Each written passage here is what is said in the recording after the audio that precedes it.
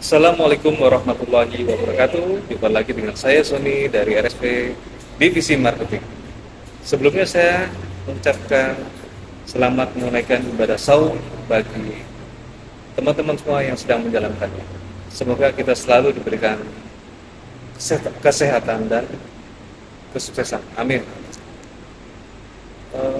Pada kesempatan video pembelajar kali ini, saya akan membahas materi tentang personal branding.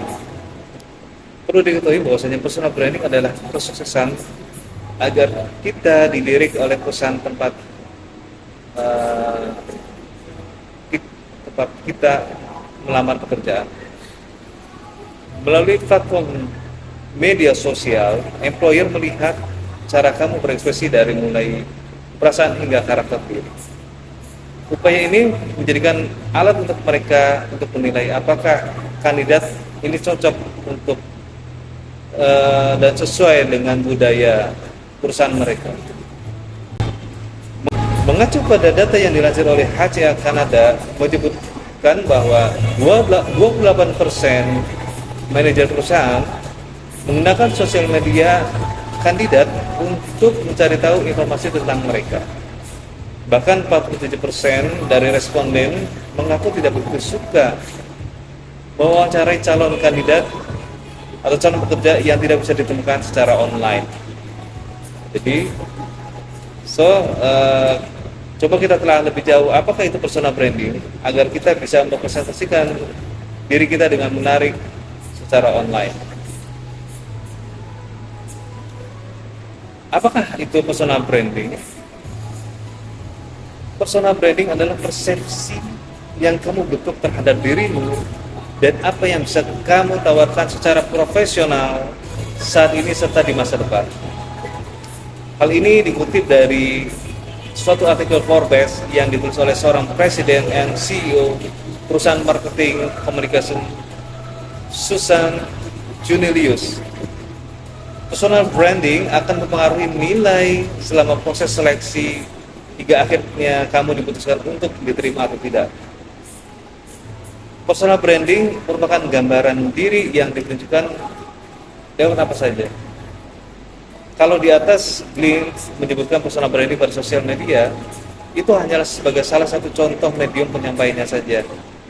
Personal branding sebenarnya bisa terlihat lewat cara berpakaian kita, berbicara, hingga gadget dan kendaraan yang digunakan. Pokoknya apapun yang melekat pada diri kita dilakukan secara konsisten serta disadari oleh orang lain, maka itu bisa membangun personal branding kamu tanpa kamu sadari. Namun sebenarnya personal branding bisa dibangun dengan sengaja. Artinya kamu bisa mendesain bagaimana perspektif seseorang terhadap diri kamu. Citra diri yang positif, profesional, dan baik sangat diperlukan untuk menunjukkan kredibilitas. Gil Covendale, seorang coach pada manajemen dan kepemimpinan global, menuliskan pada artikel di Harvard Business Review bahwa ada empat hal penting dalam personal branding, yaitu satu, menarik untuk orang-orang sekitar; dua, otentik, asli tidak duplikasi orang lain; ketiga, konsisten; dan keempat, dikenal banyak orang. Manfaat personal branding. Melihat pengertian konsep personal branding, mungkin kamu sudah paham kalau tujuan personal branding adalah membangun pesan positif seseorang terhadap dirimu. Namun sebenarnya lebih dari itu, karena personal branding bisa menjadi investasimu di masa depan. Mengingat personal branding tidak dapat dibangun dalam sekejap, berikut tujuan dari personal branding. Satu, sebagai pembeda. Setiap orang unik, tapi tidak banyak yang bisa menunjukkan keunikannya dengan mengesankan. Sama halnya seperti produk, sesuatu yang terlihat unik dan menarik pasti akan mudah diingat. Begitupun dengan dirimu. Jika kamu memiliki karakter khusus, orang-orang akan mudah mengingat tentang dirimu. Dua, sebagai daya tarik untuk promosi. menariknya dirimu bukan hanya membuat seseorang mudah diingat, tetapi juga untuk mempertimbangkan kamu untuk dipromosikan. Tidak dapat dipungkiri, personal branding salah satu faktor terkuat seseorang untuk bisa naik jabatan atau mendapatkan promosi lainnya.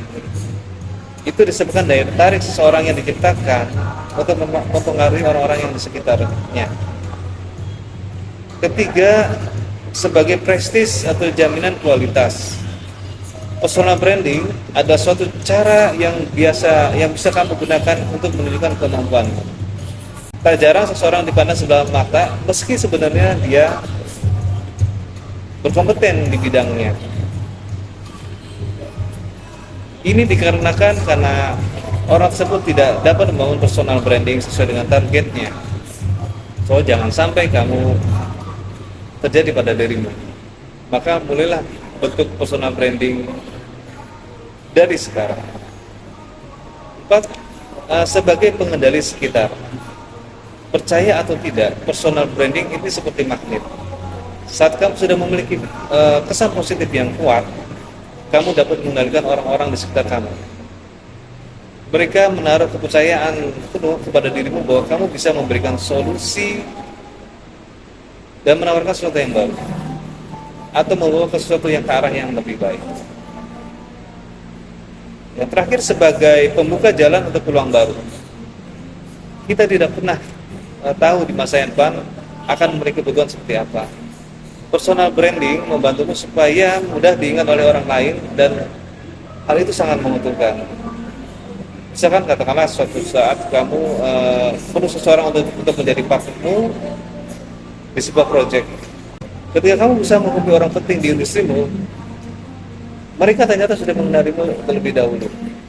Bayangkan begitu lebih mudahnya proses yang perlu kamu jalani, karena orang-orang yang di sekitar orang-orang banyak mengenali kamu dari personal branding yang berhasil kamu bangun secara positif.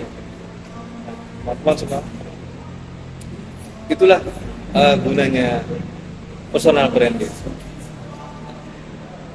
Di kehidupan kita di dunia properti ini, personal branding pun sangat diperlukan. Karena apa? Seperti halnya kita menjual dalam tanda kutip diri kita pribadi. Kalau kita sudah mendapatkan kesan positif pada diri kita, baik itu secara di perusahaan, secara internal maupun eksternal, itu akan berpengaruh sekali. Sebagai contoh, kalau personal branding kita positif, di internal kita dikenal banyak orang sebagai sesuatu yang positif, memberikan kesan sesuatu yang positif, dan itu berpengaruh pada karir kita. Dan untuk di eksternal, di konsumen akan mudah sekali hatinya untuk tertarik untuk membeli produk yang kita tawarkan, karena melihat personal branding kita yang baik, yang dapat dipercaya. Nah, teman semua, mungkin itu sepintas materi yang ingin saya sampaikan. Semoga bermanfaat, khususnya bagi saya pribadi, khususnya bagi teman-teman semua yang melihat konten ini. Mudah-mudahan bermanfaat. Sampai ketemu di video selanjutnya. Akhir kata, saya ucapkan wassalamualaikum warahmatullahi wabarakatuh.